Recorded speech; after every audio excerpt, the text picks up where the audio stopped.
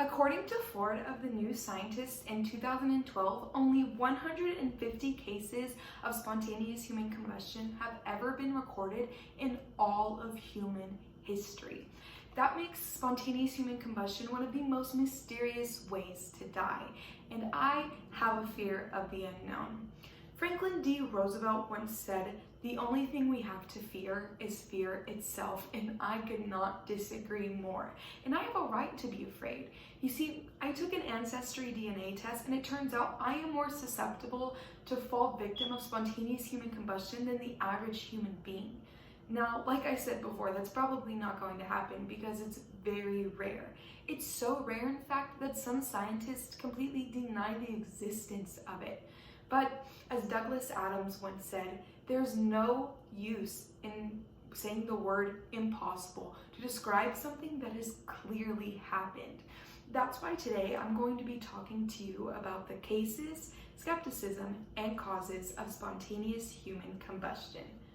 So, let's start with the basic case of spontaneous human combustion.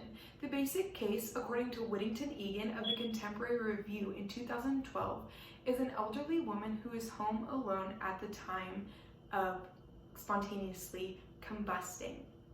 So let me tell you about the first victim. According to Martinez of the Journal of Religion Research in 2004, it happened in 1641 to Polonius Arstius in his home in Milan, Italy, when he was just sitting there drinking wine when he randomly burst into flames. Now, probably the most popular case happened in 1951 to Mary Reeser, where she randomly burst into flames in her own home, leaving everything untouched except for her including her left foot and slipper. The rest of her body was just reduced to a pile of ash. Now, there was also another victim in Hawaii in 1956, where once again the feet were left untouched. Now, some people question why this is happening, but some people just completely deny the fact that it ever happens. So that's why I'm going to go into my next point, skepticism. According to Whittington Egan, they credit Baron Justus von Liebig as the first person to conduct research on spontaneous human combustion in 1850. And he says that it's not possible for a human body to be reduced to ash, such as the victims of spontaneous human combustion do. And he says that it's not real and that we should just disregard all of the cases because there is no witnesses. But according to Alderson of the Journal of Criminal Law, Criminology, and Police Science in 1952, people just have too much fluid to spontaneously combust. So what causes it? That brings me into my next point, the actual possible causes of spontaneous human combustion. According to Martinez, it is supernatural or something that is out of this world. He believes that it is unlike any earthly fire because no fire on earth can do the type of damage that we see in spontaneous human combustion. Now, according to Ford, there is a scientific explanation. Though alcohol is not normally present in these cases, there is another substance that is highly flammable that occurs naturally in our body. So acetyl-CoA turns into acetone through the Krebs cycle.